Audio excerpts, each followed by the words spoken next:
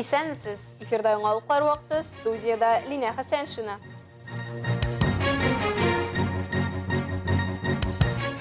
Ознакайда гаиләләрне ныгыталар. Колабызда нефть төбәгенең сәләтле балаларын барлыйлар. Музыка күллиятендә мартва туйы белән таныштыралар. Ознакай районында демография милли проектын тормышка ашыру кысаларында иҗтимагый совет утырышы узды. Шәһәрнең никахлашу сарайында үткән чарада Ознакай муниципаль районы аппараты җитәкчесе Айдар Халиуллин, иҗтимагый совет әгъзалары, мәктәп директорлары, төрле оешма җитәкчеләре катнашты. Тулырак мәгълүмат Илмира Шәрифуллинада. Утырышны район иҗтимагый советы җитәкчесе Лилия Әхмәдишина ачып, традицион гаилә кыйммәтләрен саклау һәм ныгыту буенча проектларны гамәлгә ашыруда районның иҗтимагый оешмалары эшчәнлеге турында сөйләп узды. 70 законов у нас принято по защите семьи и детства. 20% бюджета отдается на меры поддержки семьи. Алга таба утырышның көн тәртибе буенча Ознакай районында демографик вәзгыять турында чыгыш тыңланды. ЗАГС бүлеге җитәкчесе Айгөл Хәсәнова сүзләренә караганда, 2023 елның 11 аена районда 1659 гражданлык халәте акты теркәлгән. Шул исәптән туу турында 383 акт. Бу узган ел белән чагыштырганда 14%-ка күбрәк. Әлбәттә, тәрбия кече яшьтән башлана. Районда гаилә белеме программасын тормышка ашыру хакында Мәгариф идарәсе начальнигы урынбасары Зөлфия Зарипова баян итте.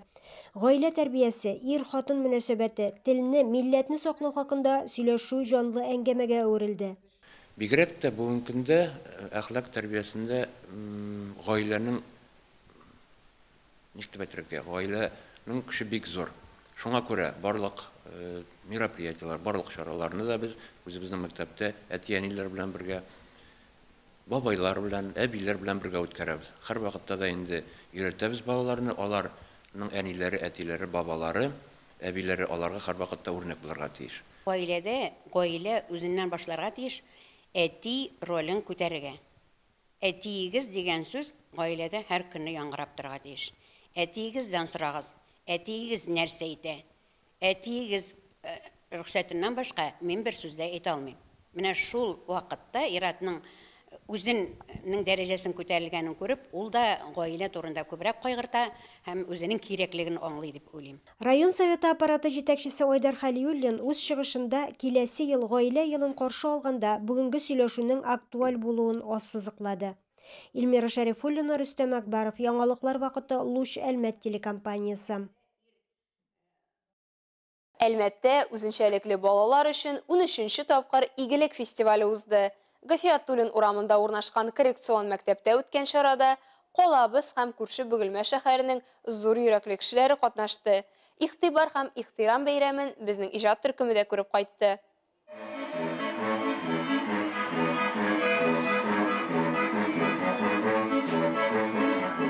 Игелек фестивале балаларның концерт номерларыннан һәм кунакларның чыгышыннан торды. Чараның тамашачылары арасында ел сайын үзенчәлекле балаларны сөендерүче, аларга бүләкләр алып килүчеләр дә бар.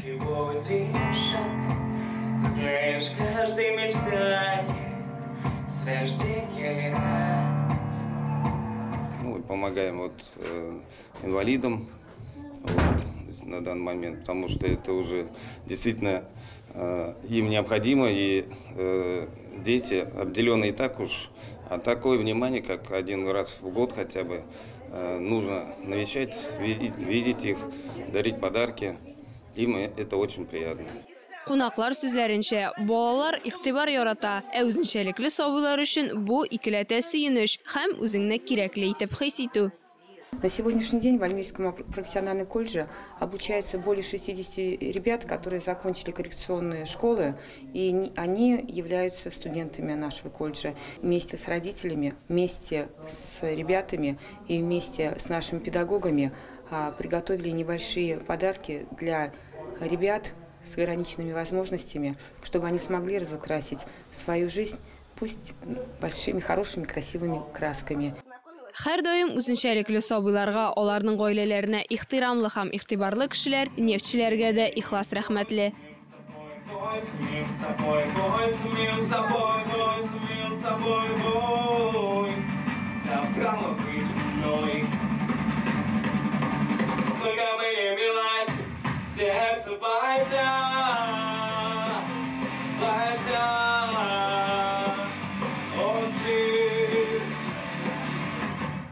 вчера вечером мы приехали с инклюзивного бала, второго республиканского инклюзивного бала с города Казани, который проходил в ратуше. И благодаря компании «Татнефть» мы очень благодарны Мамину Ринату Рауфовичу и Маганову Наилю Ильфатовичу за то, что у нас в Альметьевске настолько поставлен правильно и хорошо вопрос с нашими безграничными, с талантливыми людьми и детьми нашего города Альметьевска. И мы вчера смогли на этом бале прекрасно выступить. Благодарим вас.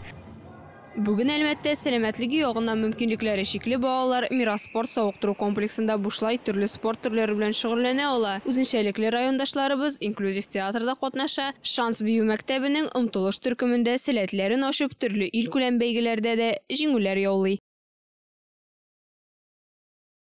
Әлмәттә 5 көн дәверендә балалар һәм яшүсмерләр иҗатының 3нче шәһәр һәм район бәйгесе уздырыла. Бу чара Татнефть хәйрия фонды һәм район җитәкчелеге белән берлектә үткәрелә. Аның катнашучылары 5 яшьтән алып 25 яшькәчә нефть төбәгенең сәләтле балалары. Беренче көн иң кечкенә катнашучыларның вокал номинациясеннән башланды. Тулырак Олса Әхмәтҗанова материалында.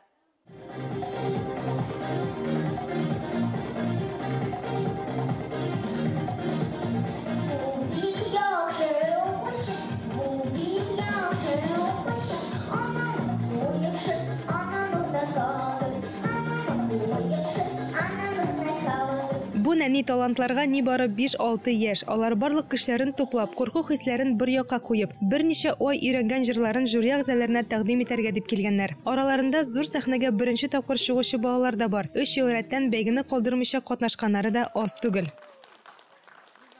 Мин матур җырладым. Әти әни мине карады. Мин яраттым бу выступлениене. Мин җырладым кыз турында. Миңа кыз ошый. Җырым да бик матур.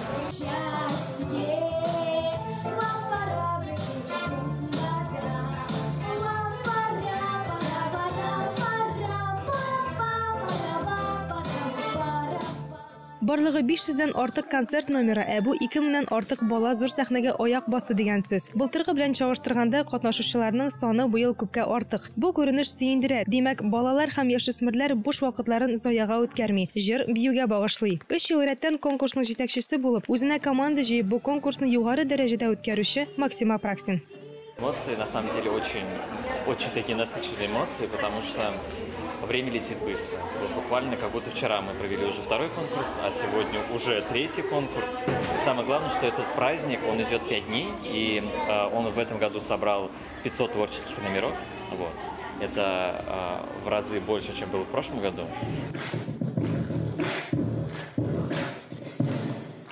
А теперь уровень посложнее. 2 хлопка и 1 щелчок.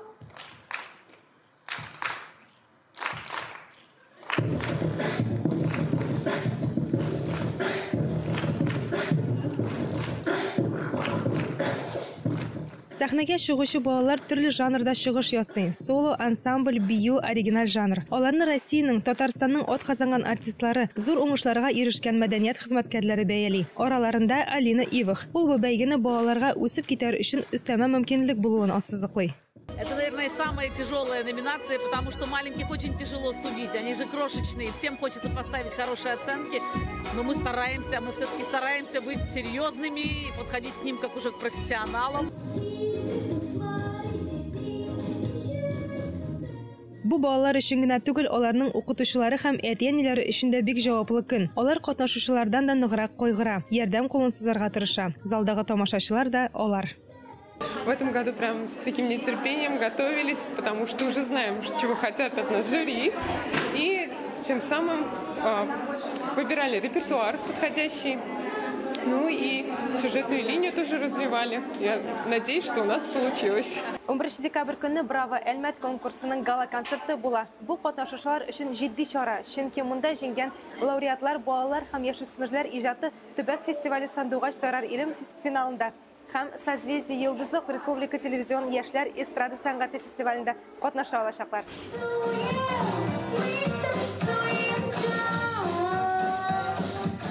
Олса Әхмәтҗанова, Вадим Тарасов, Яңалкар вакыты, Луч, Әлмәт телекомпаниясе.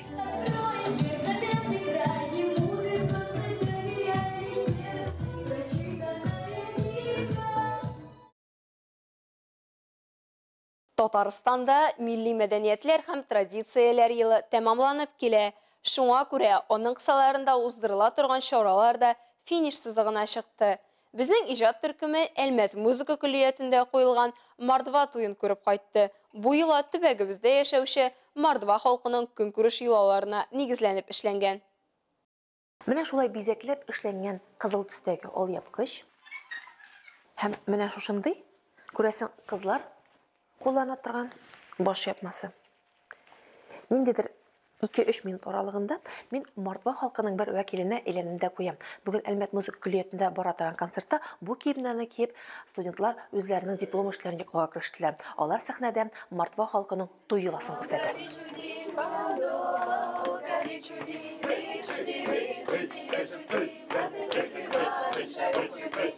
Әлмәт музыка күллияте халык сәнгать иҗаты, этно сәнгать иҗаты бүлеге студентлары өчен мондый чыгышлар беренче чиратта берничә ай дәвамында барган эзләнү эшләре дигән сүз. Мордва туй йоласын диплом проекты итеп эшләп бетерү өчен дә Елена Денисовага ныклап әзерләргә туры килгән. Югары Акташ авылының өлкән буын кешеләреннән ныклап барлык нечкәлекләрен сорашырга, Мордва халык бәйрәмнәрендә катнашып, милли үзенчәлекләрне күңеле белән тоярга тырышкан ул.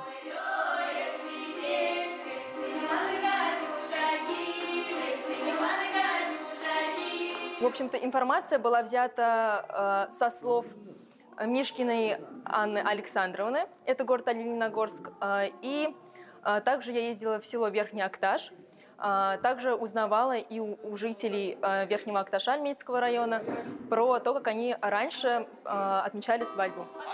Күллиятның халык сәнгать иҗаты, этно сәнгать иҗаты бүлеге мөдире Марина Галкина студентларына һәрвакыт үз милләтенә хас булган бәйрәм йолаларны өйрәнү бурычын куя. Шулай итеп, милли сәнгатьне саклап калуга, аларны үстерүгә лаеклы өлеш кертә биредә укучылар. У нас будет постановка Камыр-Батыр по мотивам тюркских сказок. Мы дали девочке татарочке, потому что это близко. Вот, там она, естественно, тоже применяет инструменты народные. Это курай, это думра, в общем, то есть инструменты будут на сцене. Вот. Потом дальше у нас мы двигаемся к удмуртскому обряду. Скорее всего, это будет удмуртский весенний обряд. Елена Денисованың диплом эшендә күллият студентларыннан тыш Югары Акташ авылы мәдәният йортының мастер ягида халык фольклор ансамблендә чыгыш ясады. Рәдифә Нугманова, Вадим Тарасов, яңалыклар вакыты Луч Әлмәт телекомпаниясе.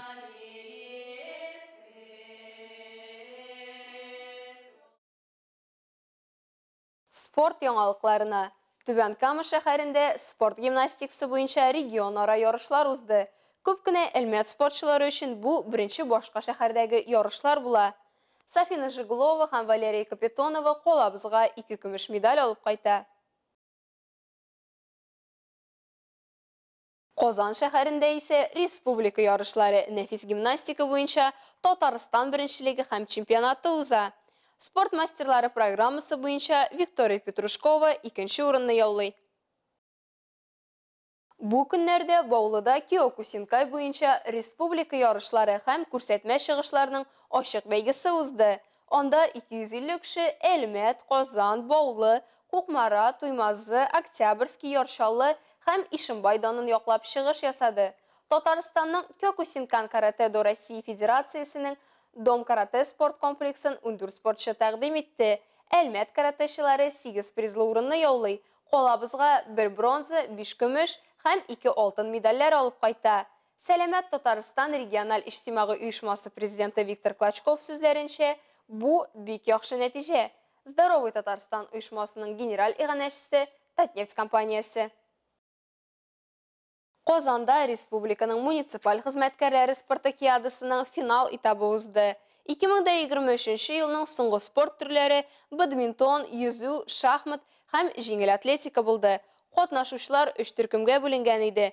Һәрберсендә җиңүчеләр һәм призерлар билгеләнде.